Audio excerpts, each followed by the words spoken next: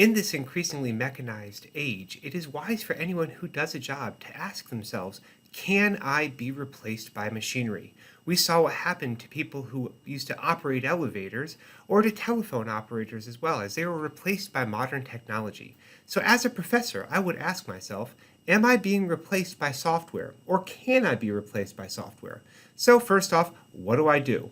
Well, I do service to the university, which could largely be replaced by the use of expensive consulting firms.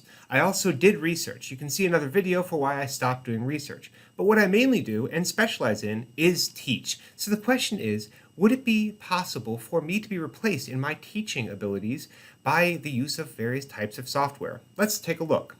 What does a teacher do? Well, first they advise students into what classes they need to take, what career they could follow, and how to better study.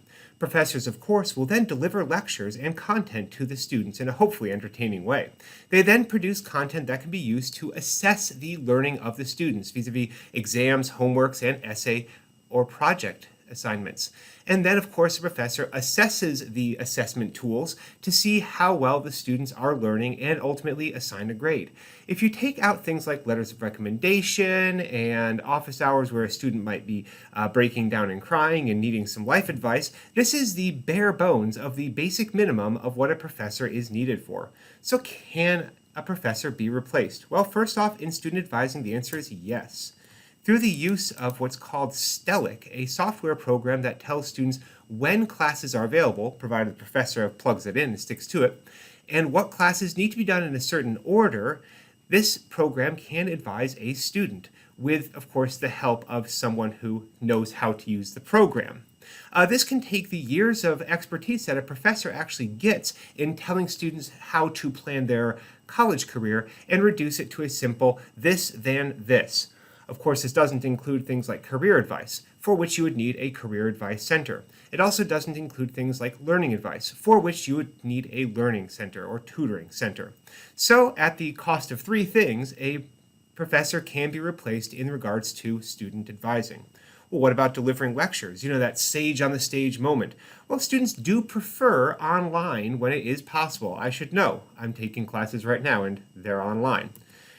This can be done through Acadeum. This is a new software that is, or rather, a website where over 800 different universities have united to offer courses between universities. So let's say I wanted to take a class in advanced forestry. Well, tough luck, my current university doesn't offer a class in advanced forestry, but University of Washington does. I could take this class on advanced forestry from UW online through Acadeum, even though I'm attending a certain university here. This can be expanded greatly, such that any core class can be offered by the best of the best at any university somewhere else. Want to take a course in English literature? Take it from Oxford. Want to take a course in biology? Take it from Cornell. Want to take a course in biblical literature? You can take it directly from Liberty University. And you can take all three of these different courses through your own university, provided that you just do it through Acadeum. There's no need for an actual professor in front of you when you can take it on a screen from one of the best professors. What this means, of course, is that the smaller schools with less well-known, world-renowned scientists would be unnecessarily hiring professors and could easily get rid of them. But don't professors also assess student learning? Well, this can be done through things like Pearson. I'm not dunking on these different websites. I've actually used Stellic, Pearson, and one more coming up, and they're actually pretty good. Pearson designs homework assignments. Pearson designs exams. And of course, all of their stuff is, the answers are on Google, but provided that the students aren't using Google, this is a fair method of assessment. There are other types of websites that can design larger essays or projects. So these can all be assigned to students through websites that are specially designed with the books themselves. Are they as good as my assignments? Well, obviously I'm biased, so I won't ask me. What about the assessment of how students are performing?